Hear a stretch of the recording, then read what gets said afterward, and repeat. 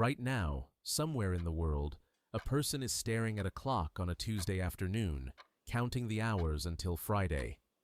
They didn't choose this schedule. Their parents didn't choose it. Their grandparents didn't choose it. Nobody ever sat down and worked out that 5 days of labor followed by 2 days of rest was the right rhythm for a human life. The whole thing came from a single decision, made inside a single factory in the year 1908. It wasn't about productivity. It wasn't about health. It wasn't about happiness. It was a quiet compromise between two religions that had almost nothing to do with the workers themselves. And once that decision was made, it never came undone. Over 100 years later, billions of people are still living inside the outcome of a favor granted to a handful of textile workers in a mill town in New England. This is the story of how they accidentally decided how the entire world would spend its life. To understand what happened in 1908, you have to understand what work looked like before it. And the answer is nothing like this. For most of human history, people did not work 5 days a week. They did not work 8 hours a day. They did not work the same hours every year, or even the same hours every season. Anthropologists studying the last hunter-gatherer societies on Earth estimate that our ancestors worked something between 3 and 5 hours a day, and only on the days they needed to. The rest of the time was for eating, sleeping, walking, talking, raising children, telling stories, and staring at fires. For roughly 95% of the time humans have existed on this planet, that was the pattern. Then agriculture arrived, and things got harder. But even then, the year was full of gaps. In medieval Europe, a peasant worked in bursts, planting in spring, harvesting in autumn, tending fields in between. And the church, whatever else it did, gave people days off. Sundays, of course, but also saints' days, feast days, holy days of obligation. In some regions, a working peasant had over 150 days a year on which labor was forbidden by religious law. They were poor, and they were exhausted, and their lives were often short. But the idea of grinding through the same rigid week, month after month, year after year, that had not been invented yet. Other civilizations built their own rhythms. In imperial Rome, a laborer typically worked around 6 hours a day, but the calendar was riddled with religious festivals that shut everything down for weeks at a time. In the 14th century Aztec Empire, workers put in 9-hour days, but only 4 days a week. During China's Han Dynasty, government officials were given a rest day every 5 days, a small holiday known as Suimu, the day for rest and for washing one's hair. None of these people had a weekend, but none of them had a 5-day week either. Every culture invented its own pattern, and the patterns changed constantly. The pattern we live inside now, 5 days on, 2 days off, every week, for your entire adult life, did not exist anywhere in the world before the 20th century. Not in Rome, not in China, not in Britain, not anywhere. It is a modern invention. And like most modern inventions, it was invented by accident. The accident began with a machine. In the late 1700s, in the north of England, someone connected a steam engine to a loom. Then someone did it to a spinning frame, then a hammer, then a printing press. Within 50 years, the entire logic of work had been turned inside out. Where humans had once worked to the rhythm of the sun and the seasons, they now worked to the rhythm of machines. And machines did not care about saints' days. A factory owner who let his machines sit idle was losing money every hour. So the machines did not sit idle. They ran 12, 14, 16 hours a day, and beside them stood human beings, feeding them cotton, feeding them coal, feeding them iron. Men, women, children as young as 5. In the mills of Manchester and the mines of Wales, The working week ballooned to sizes no human society had ever tolerated. By the middle of the 19th century, a 100-hour week was not unusual. 6 days on, and a Sunday half collapsed in exhaustion. Workers began to push back. In the industrial north of Britain, they invented something new, a voluntary arrangement, unofficial and unwritten, in which factory owners let workers off at 2 o'clock on Saturday afternoon. The theory was that a rested worker returned on Monday morning sober and productive. The practice was that Saturday afternoon became free time. The English language did not even have a word for it, so they made one.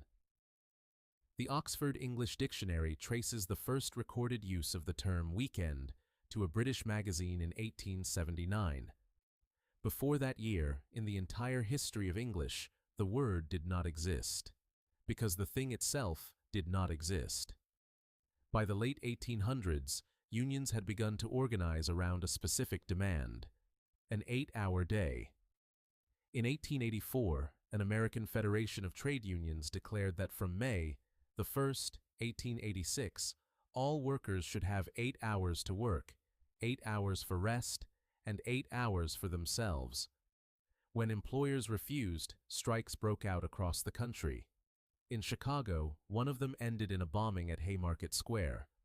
7 policemen died, 4 labor organizers were hanged, and the fight for shorter hours became something people were willing to die for. But nobody was yet asking for a 2-day weekend. That idea had not been dreamt up. The battle was over hours. The battle over days would begin somewhere much smaller and much quieter. The place was a cotton mill in New England. The year was 1908. Nobody wrote down the exact name of the mill, which is part of why the story is almost forgotten. But the shape of it is well documented. The mill employed a mixed workforce, and among them were Jewish immigrants, men and women who had come to America from the Russian Empire, from Poland, from Lithuania, escaping poverty and pogroms. They worked hard, they were skilled, and they had one problem. Their Sabbath fell on Saturday. For an observant Jew, from sunset on Friday to sunset on Saturday, no work of any kind is permitted. This had never been a problem in the small towns of Eastern Europe, where Jewish communities set their own calendar. In an American factory, it was a serious problem. The Christian majority took Sunday off. The Jews wanted Saturday off. If the mill closed only on Sunday, Jewish workers would have to work through their holy day, or find some other way to make up the hours. Many of them tried to work Sundays to compensate, and this, in turn, offended the Christian workers, who saw Sunday labor as a sin. The mill owner faced a choice. He could fire his Jewish workers, which meant losing skilled labor. He could force them to violate their religion, which meant losing them anyway. Or he could try something nobody had tried before. He could close the mill for 2 full days a week, Saturday and Sunday, and let both groups keep their Sabbath. He chose the third option, and in doing so, without meaning to, he invented the modern world. The decision spread first to other textile mills with mixed workforces, then to other industries. It was practical, it was quiet, and for the first 15 years of its existence, almost no one outside the industrial Northeast had heard of it. It was a small religious accommodation in a small industry in a small corner of the country. It might have stayed that way forever, except that a man in Detroit was watching. Henry Ford is often credited with inventing the 5-day workweek. He did not. He did something more powerful. He weaponized it. In 1926, Ford announced that his automobile factories would close entirely on Saturdays and Sundays. Every worker in the Ford Motor Company would now have 2 full days off every week without a reduction in pay. The announcement made headlines across the country, and when reporters asked him why, Ford did not talk about workers' rights. He did not talk about religion. He did not talk about health. He talked about money. The industrial value of leisure as a promoter of the consumption of goods, Ford wrote, and thus as a stimulant to business, has been proved. People with 2 days off, he explained, would go on drives in the country. They would need cars. They would need clothes for those drives. They would need food. They would need places to stay. A working population that never left the factory was a population that never bought anything. But a population with a weekend was a population with wallets open. Ford was not being generous. He was doing math. The 2-day weekend was a business model. Other manufacturers watched Ford's sales climb and drew the same conclusion. In 1929, the Amalgamated Clothing Workers of America became the first American union to formally demand a 5-day workweek, and they got it. Then the Great Depression arrived. Suddenly, shorter hours were no longer a luxury. They were a way to spread scarce work across more workers, so fewer families would starve. What had started as a religious accommodation became an economic accommodation, and then a political one. In 1938, President Franklin Roosevelt signed the Fair Labor Standards Act. Buried inside it was a provision that took full effect in 1940. A maximum 40-hour workweek for most American workers, spread over 5 days. What one anonymous mill owner had done 32 years earlier as a favor to a handful of Jewish immigrants was now the law of the United States.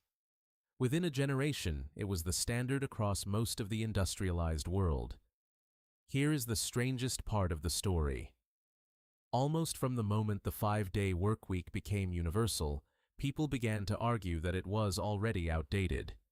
In 1930, the economist John Maynard Keynes predicted that his grandchildren would work 15 hours a week. In the same year, the Kellogg Cereal Company in Battle Creek, Michigan, cut its factory shifts to 6 hours and paid workers the same wage. Productivity rose. Injuries fell. Workers reported being happier and more rested. Parts of the Kellogg experiment lasted into the 1980s. It should have spread. It did not. Every decade since has produced another prediction that the workweek was about to shrink. The Nixon administration commissioned a report on the coming era of leisure. Economists in the 1970s were confident that computers would cut working hours in half. In the 1990s, the internet was going to do the same. Every one of these predictions was wrong. Not because the productivity gains failed to materialize. They did materialize many times over. But because the shape of the week never changed to absorb them. The gains were absorbed by pay, and by profit, and by consumption. The number of days stayed exactly where it was. Iceland, in the late 2010s, ran the largest ever real-world trial of a 4-day week. It worked. Employees were healthier, output stayed the same, and most Icelandic workers now negotiate for the shorter week as standard. In 2021, Japan's government formally recommended it. Companies in Britain, Spain, New Zealand, and elsewhere have run their own successful trials. And yet, in most of the world, most people still work 5 days a week.